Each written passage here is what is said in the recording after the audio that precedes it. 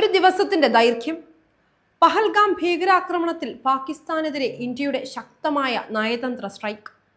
പാകിസ്ഥാനുമായുള്ള നയതന്ത്ര ബന്ധത്തിലെ പല സുപ്രധാന വാതിലുകളും കൊട്ടിയടച്ചുകൊണ്ടാണ് ഇന്ത്യയുടെ കടുത്ത നടപടി. 8 സുപ്രധാന തീരുമാനങ്ങളാണ് ഇന്ത്യ പ്രധാനമായും കൈക്കൊണ്ടിരിക്കുന്നത്. സിന്ധു നദീജല കരാർ റദ്ദാക്കി. വാഗ അഠാരി വഴി വന്ന പാക് പൗരന്മാർ മെയ് 1-നകം ഇന്ത്യ വിടണം. സാർക്ക് വിസ വഴി വന്നവർ 48 മണിക്കൂറിനകം ഇന്ത്യ വിടണം. പാക് പൗരന്മാർക്ക് വിസ നൽകില്ല. നിലവിലെ വിസകളെല്ലാം റദ്ദാക്കും. പാക് നയതന്ത്ര ഉദ്യോഗസ്ഥരെ പുറത്താക്കി. ഇന്ത്യൻ ഉദ്യോഗസ്ഥരുടെ എണ്ണം കുറച്ചു. അങ്ങനെ യുദ്ധകാലത്ത് പോലും സ്വീകരിക്കാത്ത നടപടികളാണ് ഇന്ത്യ പഹൽഗാം ഭീകരാക്രമണത്തിന് പിന്നാലെ കൈക്കൊണ്ടിരിക്കുന്നത്. അതിൽ തന്നെ ഏറ്റവും പ്രധാനപ്പെട്ടത് 64 വർഷത്തിലധികമായി ഇന്ത്യയും പാകിസ്ഥാനും പാലിച്ചു വന്നിരുന്ന സിന്ധു നദീജല കരാറാണ്. എന്താണ് സിന്ധു നദീജല കരാർ? ഏഷ്യയിലെ 2 രാജ്യങ്ങൾ തമ്മിലുള്ള ഏക അതിർത്തി കടന്നുള്ള ജലപങ്കിടൽ കരാറാണ് സിന്ധു നദീജല കരാർ. 1960 സെപ്റ്റംബർ 19-നാണ് ഇന്ത്യയും പാകിസ്ഥാനും തമ്മിൽ സിന്ധു നദീജല കരാർ ഒപ്പുവെക്കുന്നത്. 64 വർഷം പഴക്കമുള്ള ഈ കരാർ കറാച്ചിയിൽ വെച്ചാണ് ഒപ്പിടുന്നത്. നീണ്ട 9 വർഷത്തെ ചർച്ചകൾക്ക് ശേഷമാണ് കരാറിലേക്ക് ഇരു രാജ്യങ്ങളും കടന്നത്.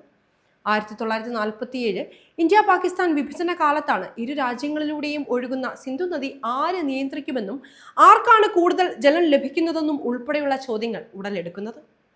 1948 പാകിസ്ഥാനിലേക്കുള്ള ജലപ്രവാഹം ഇന്ത്യ താൽക്കാലികമായി നിർത്തിവെക്കുകയുണ്ടായി. ഈ സമയത്താണ് തങ്ങൾക്ക് ഇന്ത്യ ആവശ്യത്തിന് വെള്ളം കടത്തി വിടുന്നില്ലെന്ന പരാതിയുമായി പാകിസ്ഥാൻ ഐക്യരാഷ്ട്രസഭയിൽ എത്തുന്നത്. പിന്നാലെ വർഷങ്ങളുടെ ചർച്ചകൾക്ക് ശേഷം ലോകബാങ്കിന്റെ മധ്യസ്ഥതയിൽ കരാർ ഒപ്പുവെക്കാമെന്ന തീരുമാനത്തിലേക്ക് ഇരു രാജ്യങ്ങളും കടന്നു. ഒടുവിൽ 1960 അന്നത്തെ ഇന്ത്യൻ പ്രധാനമന്ത്രി ജവഹർലാൽ നെഹ്റു പാകിസ്ഥാൻ പ്രസിഡന്റ് ആയൂബ് ഖാനും ചേർന്ന് കരാറിൽ ഒപ്പുവെച്ചു. സിന്ധു നദീതടത്തിലെ 6 പ്രധാന നദികളെ വിഭജിച്ചുകൊണ്ടായിരുന്നു ഈ ഉടമ്പടി നിലവിൽ വന്നത്.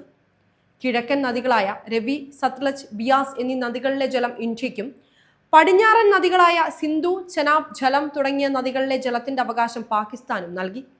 ഇതായിരുന്നു ആ ഉടമ്പടി. ഇനി കരാർ റദ്ദാക്കൽ പാകിസ്ഥാന് എങ്ങനെ തിരിച്ചടിയാവുമെന്ന് പരിശോധിക്കാം. കാഴ്ചയിൽ ഇരു രാജ്യങ്ങൾക്കും ഒരേപോലെ ഗുണകരമാകുന്ന കരാറാണ് സിന്ധു നദീജല കരാർ എന്ന് തോന്നുമെങ്കിലും ഇതിലെ വലിയ ഗുണഭോക്താവ് പാകിസ്ഥാനാണ്. മൊത്തം ജലത്തിന്റെ 20% ഇന്ത്യയും ബാക്കി വരുന്ന ജലപ്രവാഹത്തിന്റെ 80% പാകിസ്ഥാനുമാണ് സ്വീകരിച്ചു വരുന്നത്. പാകിസ്ഥാനിലെ പ്രത്യേകിച്ച് പഞ്ചാബ്, സിന്ധ് പ്രവിശ്യകളിലെ കൃഷിക്ക് ഈ നദികളിലെ ജലം അത്യന്താപേക്ഷിതമാണ്. അതുകൊണ്ട് തന്നെ കരാർ റദ്ദാക്കുന്നത് പാകിസ്ഥാന്റെ പ്രധാന വരുമാന സ്രോതസ്സായ കൃഷിയെ ബാധിക്കും. 2001 ഇന്ത്യൻ പാർലമെന്റ് ആക്രമണം, 2019 പുൽവാമ ആക്രമണം എന്നിവയുൾപ്പെടെ നിരവധി ഭീകരാക്രമണങ്ങൾ നേരിട്ടിട്ടും ഇന്ത്യ ഈ കരാറിൽ നിന്ന് പിന്മാറിയിരുന്നില്ല. എന്നാൽ കശ്മീരിന്റെ സ്വപ്ന താഴ്വരയായ പഹൽഗാമിനെ രക്തരൂക്ഷിതമാക്കിയതിന് പിന്നാലെ നയതന്ത്ര ബന്ധത്തിലെ പ്രധാന ഏടായ സിന്ധു നദീജല കരാർ റദ്ദാക്കാൻ ഇന്ത്യ തീരുമാനിക്കുകയായിരുന്നു. വിനോദസഞ്ചാരികളുടെ പറദീസയായ പഹൽഗാമിൽ ഇതാദ്യമായല്ല ഭീകരർ നുഴഞ്ഞു കയറുന്നതും സഞ്ചാരികളുടെ ജീവൻ വിലയിടുന്നതും. ജെയ്ഷെ മുഹമ്മദിന്റെ സ്ഥാപക നേതാവ് മസൂദ് അസർ അടക്കം 20 പേരുടെ മോചനം ആവശ്യപ്പെട്ട് ട്രക്കിങ്ങിനെത്തിയ 6 വിദേശ വിനോദസഞ്ചാരികളെയും 2 ഗൈഡുകളെയും ഹർക്കത്തുൽ അൻസാർ എന്ന ഭീകര സംഘടനകൾ തട്ടിക്കൊണ്ടുപോകുന്നത് 1995-ലാണ്. ബന്ദികളാക്കപ്പെട്ടത് വിനോദസഞ്ചാരികളായതുകൊണ്ട് തന്നെ തുടക്കം മുതൽ പാശ്ചാത്യ മാധ്യമങ്ങളുടെ ശ്രദ്ധ നേടിയ സംഭവമായിരുന്നു ഇത്. കശ്മീരിൽ ഇസ്ലാമിക ഭീകരത പിടിമുറുക്കി തുടങ്ങിയെന്ന രീതിയിലേക്ക് അന്താരാഷ്ട്ര ശ്രദ്ധ ക്ഷണിക്കാൻ ഈ മാധ്യമ റിപ്പോർട്ടുകൾക്ക് സാധിക്കുകയും ചെയ്തു. ഒരു പുതിയ ഭീകരയുഗത്തിന്റെ തുടക്കമെന്നാണ് ദി മെഡോ എന്ന പുസ്തകത്തിൽ എഴുത്തുകാരായ അഡ്രിയാൻ ലെവിയും കാത്തി സ്കൗട്ട് ക്ലാർക്കും സംഭവത്തെ വിശേഷിപ്പിച്ചത്. തട്ടിക്കൊണ്ടുപോയവർക്ക് എന്ത് സംഭവിച്ചു എന്ന കാര്യത്തിൽ വ്യക്തമായ ഒരു വിശദീകരണം ഇതുവരെയും ഉണ്ടായിട്ടില്ല. എന്താണ് 1995 യഥാർത്ഥത്തിൽ സംഭവിച്ചത്? സമുദ്രനിരപ്പിൽ നിന്ന് 8000 അടി ഉയരത്തിൽ ലിദ്ദർ വാലിയിൽ ഗൈഡുകളും വിനോദസഞ്ചാരികളും നിൽക്കുന്നതിനിടയിലാണ് സൈനികരെ പോലെ വേഷം ധരിച്ച സായുധ സംഘം ഇവരെ സമീപിക്കുന്നത്. സഞ്ചാരികളോട് അവരുടെ പാസ്പോർട്ട് കാണിക്കുന്നതിനായി സംഘം ആവശ്യപ്പെട്ടു. തുടർന്ന് ബ്രിട്ടീഷ് പൗരന്മാരായ Keith Mangan, Paul Wells, American പൗരന്മാരായ John Childs, Donald Hutchings, German വിദ്യാർത്ഥി ഡിർക്ക് ഹസർട്ട്, നോർവീജിയൻ അഭിനേതാവ് ഹാൻസ് ക്രിസ്ത്യൻ ഓസ്ട്രോ എന്നീ 6 വിദേശ വിനോദസഞ്ചാരികളും 2 ഗൈഡുകളും അടക്കം 8 പേരെ തോക്കിൻമുനയിൽ അവർ കൂടെ കൂട്ടി. മെങ്കന്റെയും ഹച്ചിങ്സിന്റെയും ഭാര്യമാർ ഇവർക്കൊപ്പം ഉണ്ടായിരുന്നുവെങ്കിലും ഭീകരർ അവരെ വെറുതെ വിട്ടു. നാളെ രാവിലെ ഇവർ മടങ്ങിയെത്തുമെന്നാണ് വിനോദസഞ്ചാരികളുടെ സംഘത്തിലുണ്ടായ സ്ത്രീകളോട് ഭീകരർ പറഞ്ഞത്. ഞങ്ങളുടെ ആവശ്യങ്ങൾ അംഗീകരിക്കുക, അല്ലെങ്കിൽ പ്രത്യാഘാതങ്ങൾ അനുഭവിക്കാൻ തയ്യാറായിക്കൊള്ളുക എന്ന് വ്യക്തമാക്കുന്ന ഭീകരരുടെ കുറിപ്പുമായി ഭർത്താക്കന്മാരെ കാത്തിരുന്ന അവർക്കരികിലേക്ക് ബന്ദികളാക്കപ്പെട്ട ഗൈഡ് എത്തുകയായിരുന്നു. ഇസ്ലാം വിരുദ്ധ ശക്തികൾക്കെതിരെയാണ് തങ്ങളുടെ പോരാട്ടമെന്ന് അവർ വ്യക്തമാക്കുകയും ചെയ്തു. ജൂലൈ 19 തട്ടിക്കൊണ്ടുപോയവരുടെ ചിത്രം ഭീകരവാദികൾ പുറത്തുവിട്ടിരുന്നു. ഇന്ത്യൻ സൈന്യവും ഭീകരരും തമ്മിൽ ഏറ്റുമുട്ടലുകളും ഇതിനിടയിൽ നടന്നു.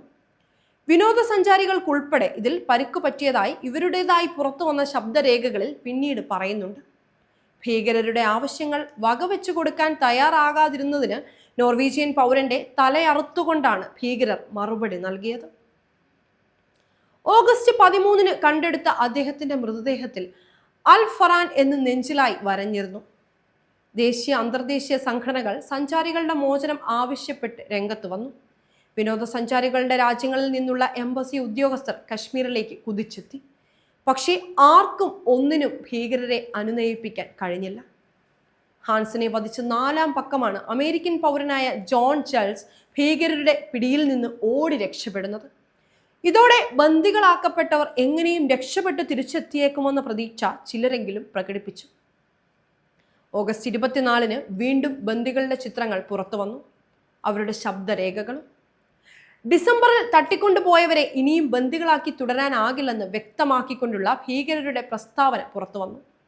പിന്നീട് ബന്ദികളെക്കുറിച്ച് വിവരങ്ങളൊന്നും ലഭിച്ചിട്ടില്ല. ഇവർ മരിച്ചതായി പിന്നീട് ജമ്മു കാശ്മീർ സർക്കാർ പ്രഖ്യാപിച്ചു. 96 പിടിയിലായ ഒരു ഭീകരൻ ബന്ദികളെ 95 ഡിസംബർ 13 വധിച്ചതായി ഇന്ത്യൻ അന്വേഷണ ഉദ്യോഗസ്ഥരോട് പറഞ്ഞതായി റിപ്പോർട്ടുകളുണ്ട്. 95 തട്ടിക്കൊണ്ടുപോകലിനെ ആസ്പദമാക്കി എഴുതപ്പെട്ട ദ മെഡോ എന്ന പുസ്തകത്തിൽ ബന്ദികളെ അൽ ഫറാൻ പിന്നീട് ഗുലാം നബി മിറിന് കൈമാറിയതായി പറയുന്നുണ്ട്. ഇവരെ പിന്നീട് ഡിസംബർ 24 കൊല്ലപ്പെടുത്തിയെന്നും 1999 ഇന്ത്യൻ എയർലൈൻസ് വിമാനം റാഞ്ചിയതിനെ തുടർന്ന് ഇന്ത്യക്ക് മസൂദ് അസറിനെ പിന്നീട് വിട്ടുകൊടുക്കേണ്ടി വന്നു. കൊടും ഭീകരരെ വിട്ടുകൊടുത്തതുകൊണ്ട് ഒത്തുതീർപ്പിന് വഴങ്ങിയ ഇന്ത്യയുടെ നിലപാട് ശക്തമായി വിമർശിക്കപ്പെടുകയും ചെയ്തു. ഡൊണാൾഡ് ഹച്ചിങ്സിന്റെ ഭാര്യ സ്കെല്ലി ഇതിനെല്ലാം ഉത്തരം തേടി പലതവണ ഇന്ത്യ സന്ദർശിച്ചെങ്കിലും ഫലമൊന്നും ഉണ്ടായില്ല. 2001 ഓഗസ്റ്റ് മാസത്തിലെ അവസാന ആഴ്ച അവരെ തേടി ജമ്മു കാശ്മീർ സർക്കാരിന്റെ ഒരു കവറെത്തി. ഹച്ചിങ്സിന്റെ മരണ സർട്ടിഫിക്കറ്റ് ആയിരുന്നു അതിലുണ്ടായിരുന്നത്.